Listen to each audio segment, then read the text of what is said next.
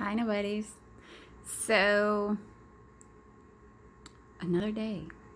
I was so tired when my son called this morning. He called here at like 8 o'clock, which I know was 7 o'clock where he was. And he's just all, how many days until you come home, Mom? And so I had to think about it. I was like, okay, today is the 11th, so it's 7 days. Next week, I'll be getting on a bus. And then a week and a day from now, when he gets home from school, I'll be there to see him. Now, my son, it's kind of trippy. Like, he will ask you a question and you have no clue why he's asking this question. It's like the question pops up and he's like, "Okay, I'm going to ask." And honestly, there probably isn't a reason for the question. He just thinks, "I want to know the answer to that." So, he calls and he's like, "How many days until you get back?" And so I told him, and he goes, "Okay, that's all I wanted to know. Bye, Mom." You know, so now on the other hand, if it was my daughter Isabel, she would have called and said, "What day do you come back yet now?" And I'd tell her, and she'd go, "Okay, well, when you get back, I want, you find out why she's asking the question of when do you come back? When do you get paid? Do you have any money?" You find out exactly what it is she wants. So there's that. Now, tonight, I am going to dye my hair. It's going to be some crazy red color, or it's supposed to be. Don't be surprised if it looks just like this. Because I found that when I dye my hair, I don't seem to get the results that I'm expecting. I've thought about spending the money at the salon and doing something crazy. I mean, I figure if you're going to go crazy, why not your hair? I mean, it's an easy thing to fix. If you go, like, I thought about going to like some dark gray color. If I really hated it, I would just feel bad about the money I spent on it, because finding that coloring in like L'Oreal, like the at-home cheap thing, it takes time. I mean, you can go into like Sally's Beauty and get what you need, but those things are a little bit more complicated. And I do not have that kind of confidence. When it comes to, if I am going to need a brush and foil or whatever, it's like, no. I just want to mix 2 or 3 things together, shake them up, pour on my head, work through my hair, and just wait, and then rinse it out, and then wait for it to dry to see what it's going to work out to. So if I go to the salon to get it done, you're looking at like $100. So if I hated it, I don't, I would feel bad. I would be like, I don't want to cover this up. I spent good money on this, And the thing is like, when it comes to doing something like that to my hair, I worry. When I was younger, I used to dye my hair all the time. I mean, I was always trying to go blonde or whatever. Well, one time I went black. And I thought it was okay. Whenever I went back to going towards trying to be blonde, which always just turned my hair like some weird red color, everybody was like, "Oh God, that black looked horrible on you." Gee, thanks. I wore that black for like a month. I had pictures taken with my hair that black. And nobody told me it looked bad. And then I get to thinking about how my mom would get her hair cut, and my dad would say, "Hey, butch," because she always got it cut short. So I always worry about, what people are going to say. Like, are they going to fuck with me about it? Or are they going to be nice and lie to me about, oh, your hair looks so good. That is like the best color you've ever done. You know, like I don't want that. I'm afraid of the honesty, but I'm also thinking that they're not going to be honest. It's a very difficult thing for me to try to figure out, are they being honest? Do they really like my hair? Or are they just saying that because I just got it done and they're being nice? See, if I don't like somebody's hair, like if they do a color that I don't like or a cut that I don't like, I might reach out and go, ooh, it's so soft. You know, like I'm not going to say, oh my God, your hair looks so good. I will not lie about that. But I also will not say, I fucking hate it. You know, because what are they going to do? I mean, especially when you're dealing with, like, they cut all their fucking hair off, saying, I hate it. It looks like shit. Why the fuck did you do that? Do you realize how long it takes to grow that shit out?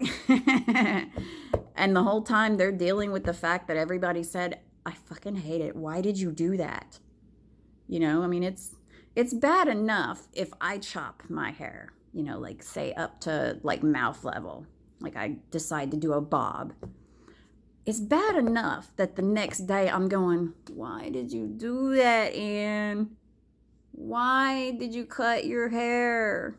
Why? You know, because the day that I do it, it's always like, I love my hair. It's so light and fluffy. And especially if you went to the salon and got it done, it looks so good. Because these are professional stylists, even if they're crappy, like even if they're like on the bottom of the barrel of stylists, they're going to make your hair look good that day that they cut it, as good as it can. The next day, you're waking up with like, oh God, my fucking hair ain't doing shit that I want. It's all flat, you know, it's lost the bounce. How did they get that to work? How did they get that to work? You know, like they're using tools and shit. Like they know how to use those different kinds of brushes. I don't. That's like when you go get your makeup done. You know, you go to Merle Norman or wherever and you get a free makeover. They're going to make your makeup look good. So you buy all the stuff. And the next day you're putting it on and you're like, how did they do this? How did they do that? And you cannot achieve it. Or at least that's been my experience in the past. Thank you. Let's see, what is it? Oh My Goddess. Or what was the other one? Oh My Yoda. YouTube. Thank you, Yoda, for YouTube. Because my daughter, Isabel, she did get a good lesson. My daughters got good lessons from their older half-sister who knew how to put on makeup. But my middle kid gets on YouTube and she can do shit. She is awesome. So that is like the ultimate in, if you really don't know what the fuck you're doing, YouTube. Especially on makeup, because it's like, you know, if you don't have somebody to teach you, it's crazy because, you know, you're trying to pay attention to what the Merle Norman person is doing or this person doing your makeover. You try to pay attention as much as possible, but there are times when your eyes are closed. A lot of times they're not doing this where you're looking in a mirror and seeing them do it. You're basically going off of looking at what brush they use, how they put it in the eyeshadow, what eyeshadows they used and how it felt, like which part of the eyelid it was on, you know, and feeling such things does not make it to where you can see it and know how to do it. That's why I loved like What Not to Wear, because they would always have Carmony that would show you what she was doing for these people's looks. But it's still, you've got a professional doing it. And then the next day, you're by yourself on that. And if you've never fucking done it, or if your understanding of application is rudimentary, you know, I mean, I remember being 12 or 13 and starting to put on makeup, and you always see this with like, or you would see this a lot in my day of girls with a baseline on the corner, you know, and I was always worried about that. I was like, I gotta make sure I don't have a baseline. Don't want the baseline. And then my mom wouldn't allow me eyeliner because she didn't want me to have raccoon eyes. It was forever before I saw somebody with like legit raccoon eyes. I kid you not, there was this old lady. Well, she might not have been old. I was probably 25 when I saw her. It looked like she took a pencil eraser and put the eyeliner under her eye. Legit, the worst eyelining job I have ever seen. And I swear it was the width of it on the underline was like a pencil eraser. It was fucking thick. And, you know, when I see somebody like that, it concerns me. Because this is a person who, she's probably done that for the longest time. And it's not Halloween. It's just a regular day. She's got that on. She's got her eyeshadow, her mascara. She's got her hair done. She's got blush, you know. She's got everything going. So she thinks that this eraser-sized eyeliner under her eyes, she thinks this looks good, that this completes her look. And when I see somebody like that, it worries me that I'm making a mistake like that, that I think, okay, this looks good. And I mean, granted, I am very, very conservative about makeup. If I do eyeliner, it's normally me pulling this down and just going across this wet part. You know, I don't line up the top half because it seems like I always miss the lash line. I figure I got mascara there. And I mean, even putting mascara on the lower is tricky for me. You know, it's like, do I want to do it? Because sometimes when you do it, it's like, no. You know, I don't want to be that person that somebody looks at and says, honey, who told you that looked good? You know, but they're not going to say anything. But then you don't want them to say anything. It was like I had a conversation with my boyfriend about my lower teeth cause some pain in my jaw. Like I get canker sores at the front or pressure sores or whatever. And he said, when you don't wear your teeth, you look so weird. You look so small. I feel bad for you, you know. And I will go through the pain of wearing my bottom teeth because I don't want people to see me like that. It is embarrassing. Is it more embarrassing than when I walked around looking like I had meth mouth, like having these rotting teeth in my mouth? No, it's not. I would walk around with no teeth at all rather than go back to having that. Like, I was afraid to talk.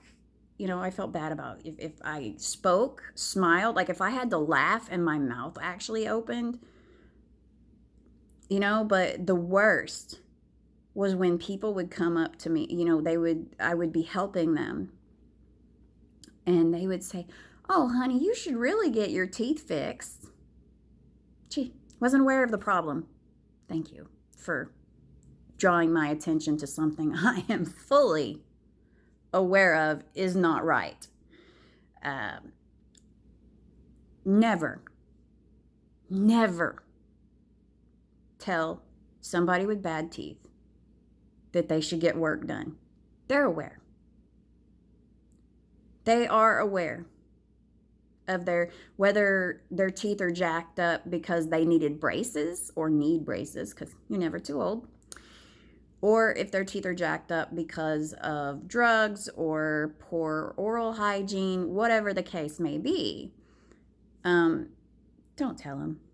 Don't even mention that, because the thing is everybody, just about, when somebody's talking, they're watching the mouth. They see your teeth. And when you have bad teeth, that is something that you immediately notice that about people. Oh, their mouth is jacked up, and you feel bad for them. So telling them that they should really get that fixed, if you think for 1 second that they don't want to get it fixed, you're wrong. They do want it fixed. Now, whether they choose not to go because they're afraid of the dentist or they don't have the money, it comes down to there's something holding them back. But I guarantee you, they want to not have that problem. They don't want teeth going 10 directions. They don't want cavities showing up. They don't want that. And they don't like taking a bite of something like peanut brittle and feeling something give way in their mouth. They don't like knowing that every morning they could wake up with a toothache, that they're going to have to get a tooth pulled. They can't afford it. But if you've ever had a cavity that's gotten to the point of needing to be pulled or filled or a root canal, you know that pain it's a no-brainer. You're going to get that shit taken care of. At that point. I actually had to go to the dentist once because I had 2 little slivers of teeth in the front. And I went to drink my soda and boom, knocked one of those teeth in half. Immediately. It's like, oh shit, I gotta go to the dentist. I called the dentist. Dentist got me in and he pulled that tooth.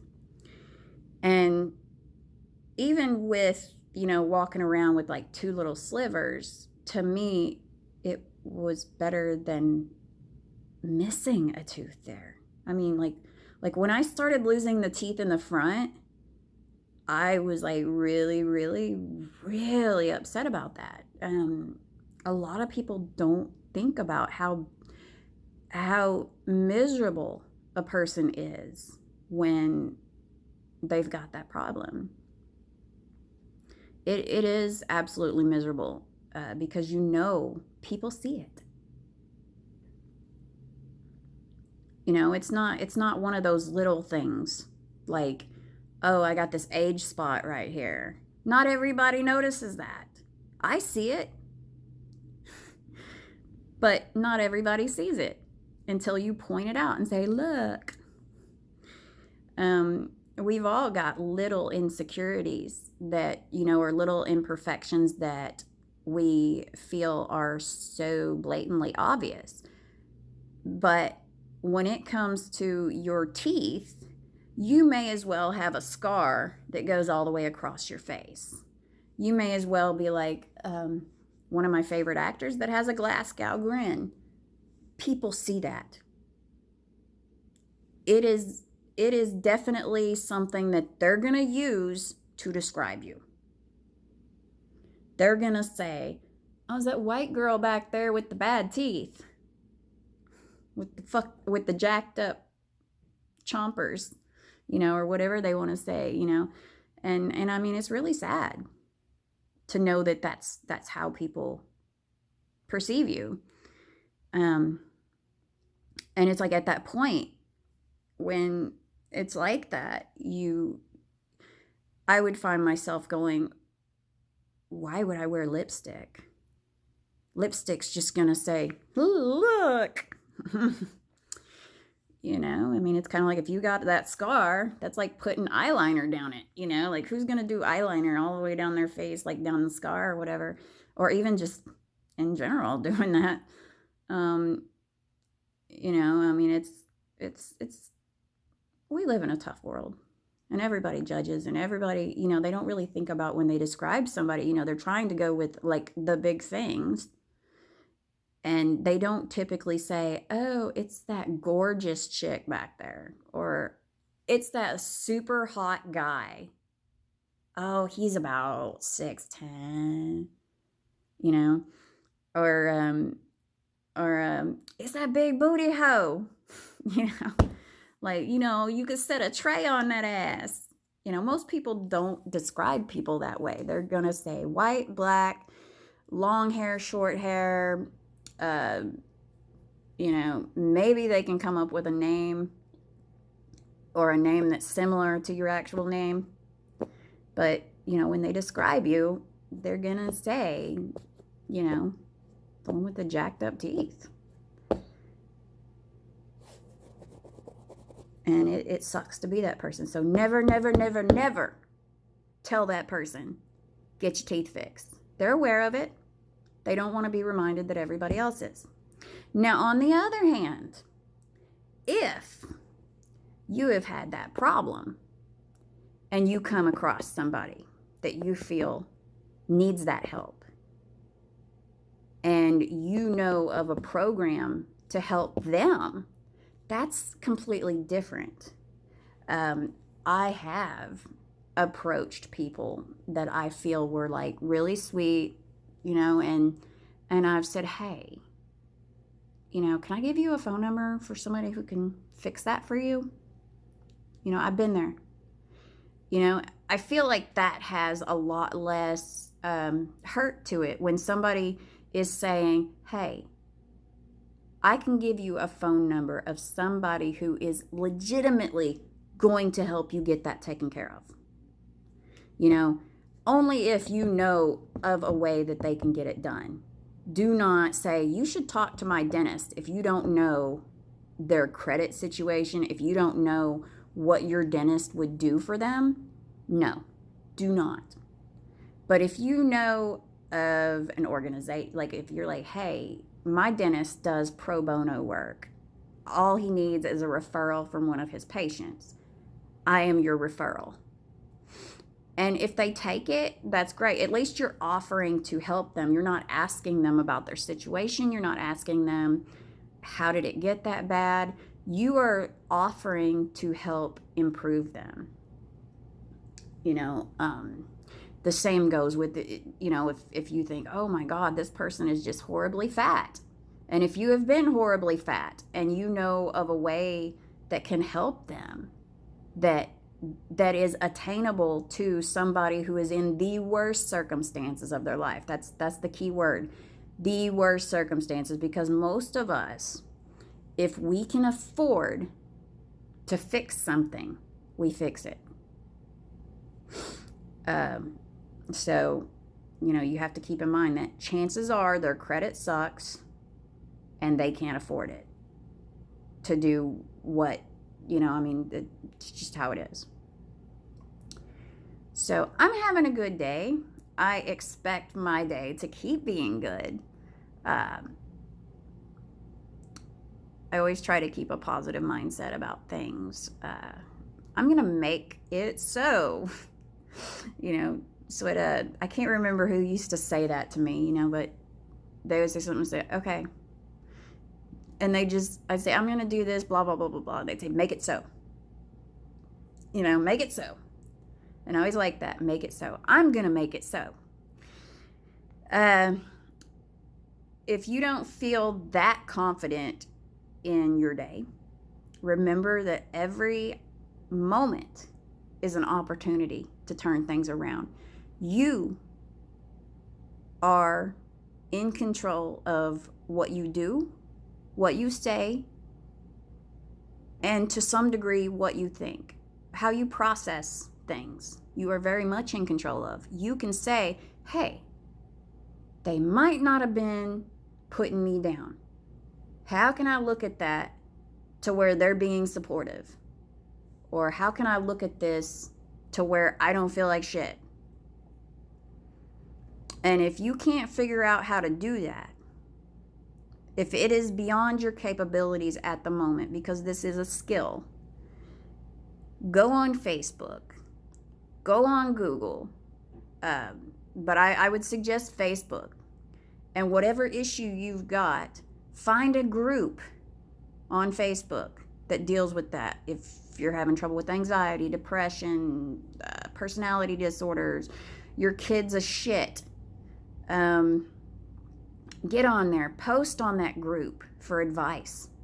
How do I turn this around? How do I reframe this thought? How do I make myself feel better? How do I deal with this? Somebody is going to reply. Somebody is going to say, I have been where you're at. I have felt how you felt. This is what I think. This is how I did it. This is how I got through. There's support groups all over the place. Just go there. And even if you don't feel like posting, you can just scroll through, and chances are you're going to find somebody who is posting about what you want to know, and then you can look at the comments directed at them. So I'm having a good day, and I hope that you have a good day too. Anybody who watches this, I sincerely do hope. I want everybody to have a good day, because if everybody has a good day, nobody is shitting on somebody else. So I want everybody to have a good day, because that's less chance I've got of somebody trying to ruin mine. Okay? You feel me? Have a good day.